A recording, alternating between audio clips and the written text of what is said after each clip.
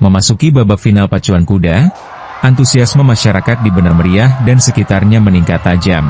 Ribuan penonton memadati arena pacuan yang menjadi ajang tahunan paling dinanti di Tanah Gayo ini. Pacuan kuda bukan sekedar hiburan, melainkan bagian dari warisan budaya Gayo yang harus terus dijaga dan dikembangkan. Dengan diselenggarakannya ajang pacuan kuda ini, kita bisa terus menjaga tradisi dan menumbuhkan atlet pacuan kuda yang mampu bersaing di kancah nasional. Pacuan kuda di Tanah Gayo menjadi bukti nyata kecintaan masyarakat terhadap budaya lokal sekaligus menunjukkan kesiapan daerah dalam menyelenggarakan acara berskala besar secara aman dan tertib.